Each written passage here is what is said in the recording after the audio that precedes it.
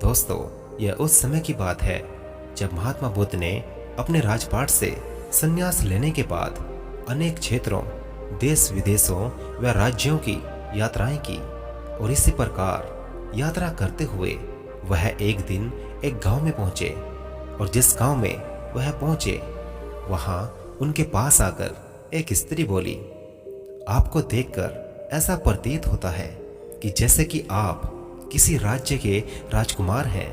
क्या मैं जान सकती हूँ कि इस युवावस्था में आपने यह गेरुए रंग का वस्त्र क्यों धारण किया है?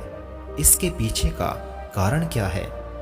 तब गौतम बुद्ध ने उस स्त्री को बड़ी ही विनम्रता से उत्तर दिया कि मैंने 3 प्रश्नों के जवाब खोजने के लिए यह रंग धारण करके संन्यास लिया है।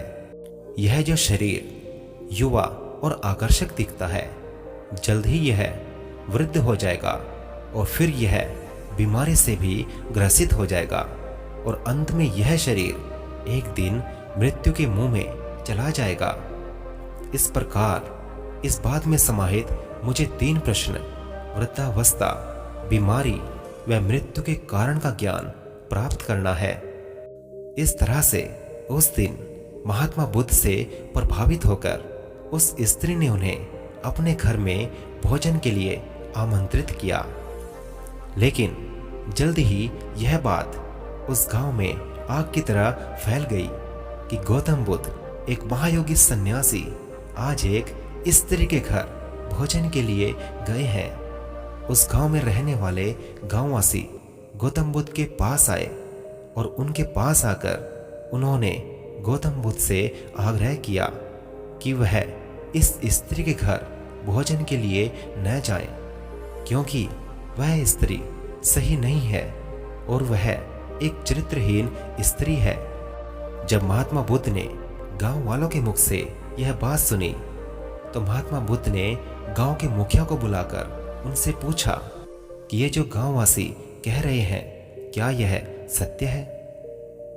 क्या आप भी ऐसा ही मानते हैं कि आज मुझे जिस स्त्री ने अपने यहाँ भोजन के लिए आमंत्रित किया है वह एक चरित्रहीन स्त्री है? तब गांव के मुखिया ने महात्मा बुद्ध से कहा, हाँ, यथार्थ यह सत्य है, लेकिन अगर फिर भी आपको गांव वालों की बात पर विश्वास नहीं होता तो मैं खुद शपथ लेकर कहता हूं कि यह स्त्री सही नहीं है। वह एक बुरी चरित्र वाली चरित्रहीन स्त्री है और साथ ही साथ मेरा भी आपसे यही अनुरोध है कि आप उस स्त्री के घर ना जाएं। इस बात को सुनकर वह स्त्री तुरंत मौन हो गई और उसके पास अपनी सफाई में बोलने जैसा कुछ भी नहीं था।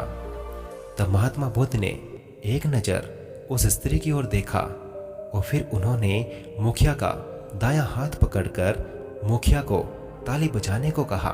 तब मुखिया ने महात्मा बुद्ध से कहा, हे बुद्ध, मैं एक हाथ से ताली कैसे बजा सकता हूँ, जबकि मेरा दूसरा हाथ तो आपने पकड़ रखा है। जब तक आप मेरा हाथ नहीं छोड़ेंगे तब तक मैं ताली कैसे बजा सकता हूँ? इस पर महात्मा बुद्ध बोले कि आपने बिल्कुल सही कहा कि आप एक हाथ से ताली कैसे बजा सकते हैं। इसी प्रकार आप मुझे यह बताएं कि यह स्त्री स्वयं ही किस प्रकार से चरित्रहीन हो सकती है, जब तक कि इस गांव के पुरुष चरित्रहीन न हो। यदि इस गांव के सभी पुरुष अच्छे होते तो यह स्त्री भी चरित्रहीन नहीं होती। इसलिए इसके चरित्र के लिए आपके इस गांव के पुरुष भी उतने ही जिम्मेदार हैं जितने कि यह स्त्री। महात्मा बुद्ध की इस बात को सुनकर वहां खड़े सभी पुरुषों की आंखें शर्म से झुक गई, क्योंकि यह बिल्कुल सत्य था। क्योंकि अगर वहां के पुरुष भी सही होते तो वह स्त्री भी वैसा नहीं होती। उस स्त्री के वैसा बनने का कारण वहां के पुरुष थे। दोस्तों, यह कहानी सिर्फ उस एक गांव की नहीं है, यह तो सभी जगह पर लागू होती है। अगर पुरुष अपने आप को इतना नीचा नहीं बनाएगा तो स्त्रियों को यह सब करने के लिए मजबूर नहीं होना पड़ेगा। हर स्त्री को अपने मान सम्मान की परवाह होती है, लेकिन किसी न किसी मजबूरी या किसी परेशानी के कारण ही उसे यह कदम उठाना पड़ता है। और इस तरह से यदि हम सिर्फ और सिर्फ उस स्त्री को ही दोषी ठहराएंगे तो यह तो उस स्त्री पर सरासर अन्याय होगा, क्योंकि यह समाज भी उस स्त्री के इस दोष में हिस्सेदार रहा है। इसलिए बड़ा दोषी तो यह समाज है।